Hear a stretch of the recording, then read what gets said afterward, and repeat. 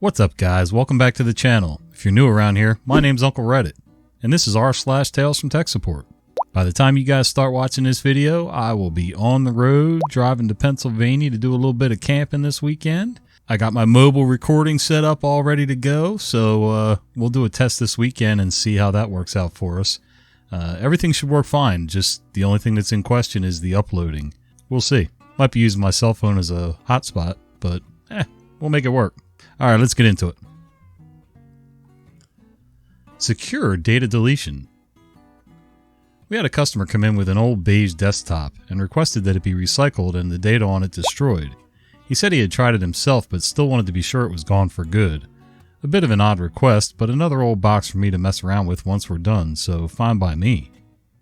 He signs the paperwork and heads off. I take the machine to the bench and hear something rattling around inside. Upon opening the case, I immediately laugh my butt off.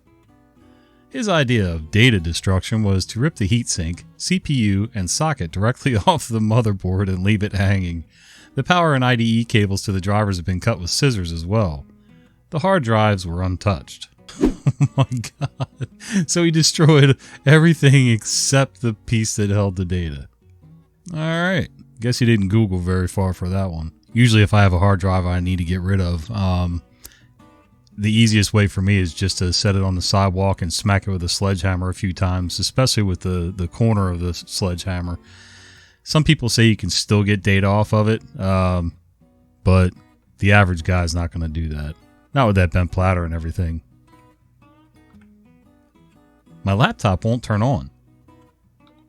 I get a call early in the day from a user that says she can't turn on her laptop. I go to her office, take the laptop, plug in a power cable, and boom, it turns on. Give it back to the user. 3 hours later, I get a call again from the same user saying her laptop won't turn on again, and it shut off randomly on her. Now I'm suspicious. I take her laptop again to my office. Plug in the charger, and of course the laptop turns on. I take out the charger once it turns on and see that it's just about to die. Lady, if you don't know that you need to charge your laptop with your charger so it doesn't die, I can't fix that. I bring back her laptop and plug it in with her charger and verify that her charger is working and charging her laptop. I told her keep it plugged in for it to charge so it doesn't die. In this day and age, I really can't understand how people don't realize that your portable electronic devices have to run on some kind of power. If you're not going to have it plugged in, you have to at least charge the battery that allows you to be mobile with it. Hello? Your password can't be a common word. User, I'm having some trouble changing my password. Me, no problem, let me set a temporary password. When you log in, it'll ask you to change your password and we can set up your new one. User, okay, thanks. Me, okay, here's your temporary password. Go ahead and log in. User, okay, just a minute. It's saying that I need to change my password. Me, correct. Your new password needs to be at least 8 characters and one of them has to be a number. Our system isn't taking a lot of common words such as names, cities, states, etc. User, okay, just a second. My new password isn't saving. Me, the system can be a bit tricky. Can you tell me what you were trying to set your password as? User, I usually just keep the same password and add an extra number to it. Me, what were you trying to set it as? User, Kentucky 1234. Yeah, not only is that a really common word, but that 1234 bit, yeah, that doesn't work well. Somebody might want to sit this user down and have a little chat. How do I make sure this email is secure? Someone called me in their office because they just took over a new position and they couldn't figure out how to send their email securely. I was confused because we don't have any FTP servers and just use Gmail. Me, are you referring to encryption? Gmail encrypts all emails by default. Employee, no, they showed me in training, but I can't remember how they did it. They never said anything about encryption. Me, is there an SFTP server that the receiving party gave us access to? Employee, I have no idea what you're talking about. Me, okay, let's go grab the person who trained you and have them show us. We go to the person who was previously in this position and ask them what all this secure email business was about, and they showed us. They typed secure into the subject line. That's it. Apparently, when that person started, they were told by the receiving party that all emails sent to them need to be secured, and their solution was to just type the word secure in all caps in the subject line of the email. What's even worse is that this was enough for the receiving party to believe that the email was indeed secure. When I told them that this didn't actually do anything, they decided it was best to keep doing it because it made the receiving party feel like the emails had an extra layer of security. Whatever floats their boat, I guess.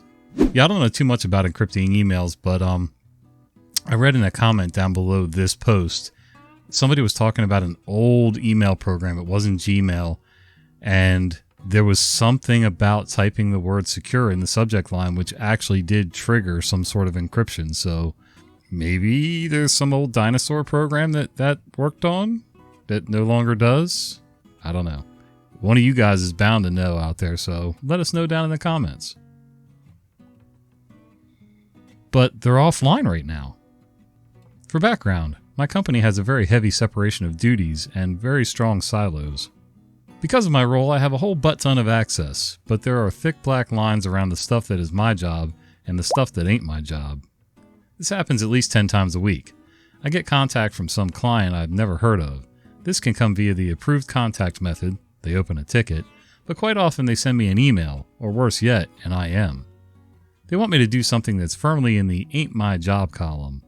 The conversation goes something like this. Client, hey, can you just do this thing for me real fast? Me, I'm sorry, but no, you'll need to reach out to your primary support contact for that, as that's something only they and their team are allowed to do. Client, but they're offline right now. I know you have access to do this and it'll only take a second. Me, my team is not their backup though. That person has a team, a manager, and a paging group. In fact, I've just looked up their paging group. It's $paging_group. Please send a page to that group, and whoever is on call from that team will help you. Client, much more arguing. Me, look, I just can't do it. And you've been arguing so long now that if you had sent the page when I suggested it, you would already have gotten the right person, and it would already be done. I hate to be a job's worth, but it's more than my job's worth. I mentioned this kind of exchange to my boss the other day, and he said, "Yep, that's the right answer, so at least I have some backing." It will never only take a second. Usually depending on the rules of where I worked, I'm not opposed to helping people with something small, but if your guidelines are that strict that, everybody's compartmentalized in their own tasks and everything, and you're not to step outside those lines, then that's the way it needs to stay. Everybody just assuming everybody's there to help them no matter what their actual job responsibilities are is just ridiculous. Of cables and battery backups. Our cast of characters are new battery backup, old battery backup, card, a communication card that basically tells the server, hey, the power's off, you might want to shut down. On a stormy day, we lost power. In looking into it, our battery backup didn't last as long as it should have, and since it was fairly old, we decided to order a new one. The only instructions I was given when installing it was move a card from the old to the new, which had written, may or may not work. Oh my god. Also, I had to plug the server into the old and then plug the old into the new. I questioned if that was even possible or not, but I wasn't told not to do it. Strangely, the battery backups worked fine, but the card didn't, so we had to wait a month for the new one to come in. Luckily, our weather held out and the new card arrived yesterday, so I shut everything down, installed the card, but ran into a snag with the communication cable that runs from the server to the card. It was connected, but I basically had connected the new cable into the old cable. Everything was working though, so I emailed everyone and left. I got a response back the next morning with details on how to fix the cable issue, and they okayed doing it without shutting the server down. I basically just had to remove the new cable and just use the old one. However, when I made the connection with the old cable, the new power supply stopped supplying power. Cue chaos as everything started going down, including the internet. We started plugging things straight into the wall, bypassing the battery backups until we figured out what was going on. As it turns out, that old cable was turned the wrong way around. Once we did that, everything worked. Here's the thing, it didn't change the orientation of the cable at all. I basically just unplugged it from the old and plugged it into the new. I have no idea how this wasn't caught before when it was plugged into the old. It was also determined plugging the old into the new also was not allowed, so we fixed that too. I have no idea. Aren't most cables directional? I mean, except for like the newer USB-Cs. I can't imagine a cable not being directional. If it fits both ways, then it should work both ways, one would think. Yeah? I don't know. I'm missing something here. I'm missing a very major component, but Again, you guys will fill me in down below, I'm sure. The Control W report isn't working. About 17 years ago, I was a developer writing internal web reporting applications for the company I worked for. I wrote a report that gave information on our pricing as well as our competitors and compared them. The user of the report was grateful, and as people saw the data, a number of executives wanted to see the data in Excel format. The project was over, and I really couldn't devote any time to adding the feature to the application. So I set up an Excel macro on our computer that would run the report, do some formatting of the data, and then save it to a network share that the executives had access to. The macro was initiated by doing a Control W with Excel open. Fast forward 18 months and that lady's gone, and her replacement got a new computer and opened a ticket with the help desk saying, "The Control W report is not working." The ticket got assigned and reassigned to several developers, and then one of them recognized the data and knew I was the one who had dealt with it. He assigned the ticket to me, and I was confused at first. It finally dawned on me, and I went up and remade the macro. The funny thing is that the web interface to the report is never run. Only the Control W XL interface to it. First off, you gotta love when there's such a turnover that there's no manuals to follow. You stick somebody in a slot and say, okay, here's where you sit, here's where you work, but don't really give them the tools they need to do their work. There should be some sort of little manual somewhere so that if you get stuck, somebody has a place to look other than just come calling for you guys. Especially if you're going to change equipment. You kind of need things set back up. So whoever their in-house tech person was should have been able to set that all up and either get them straight or lead them to the right place to begin with. Anyway, well guys, I hope you enjoyed these stories, and if you did, do me a favor. Would you consider giving this video a like, subscribe to the channel, and maybe click that little bell icon so you don't miss the fat guy with the beard telling you stories.